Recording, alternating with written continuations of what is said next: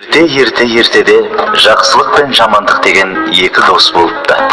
Күндердің бір күнінде екеуі аттарын жүгендеп, жол азығын түгендеп жолға шығады. Сөйтіп, тоқтамастан бірнеше күн жүреді. Жамандық өз азығын демде тауысады да, жақсылыққа былай дейді: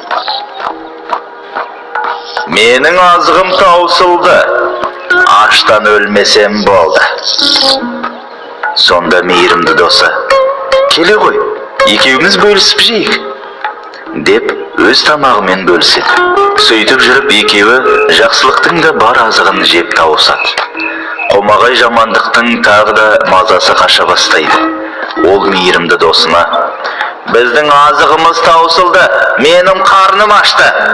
Мен аштыққа шыдай алмаймын, жаяуда жүруге жарамаймын. Сенің атыңды сойып, соны азық қылайық, дейді.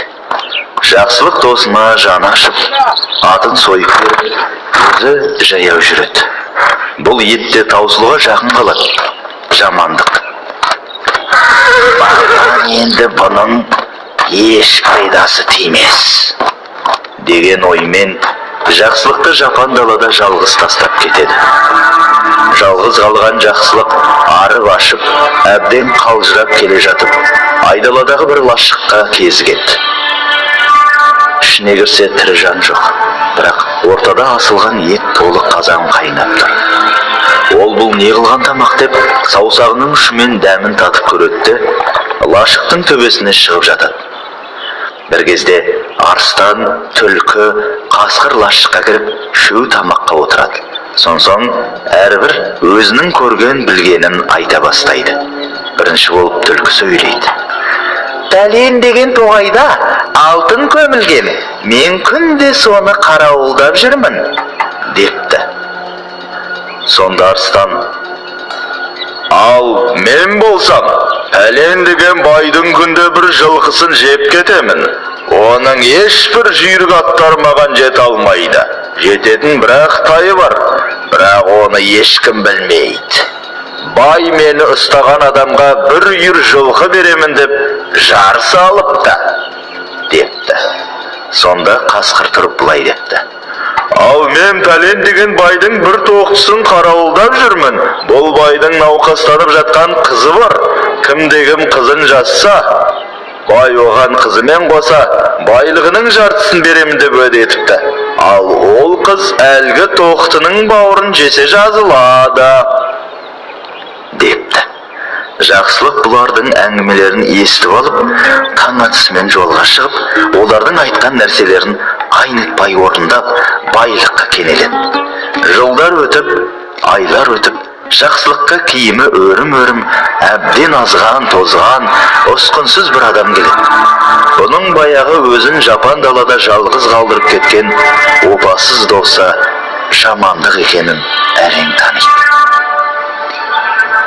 Жамандық мүләйімсіп: жақсылық жанау, мен саған жамандық қыламын деп осындай халге түстім. Сен маған енді жәрдемдес. Бұл дәулетті қайдан тапқаныңды айтшы, депті.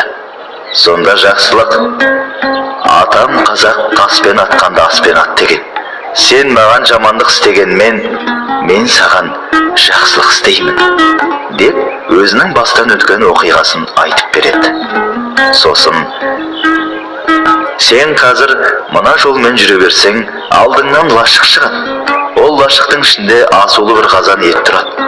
Бірақ сен ол етті жеме, тек саусағыңның ұшымен дәмін татта, үйдің төбесіне шығып жат. Сонда түлкі, қасқыр, арыстан келеді. Сен олардың әңгімесін тыңдай бер. Олар кеткеннен кейін естіген сөздеріне орай әрекет етсең, сен де байлыққа кенелесің, дейді. Жарайды, дейді де баяғы лашыққа барып кіреді.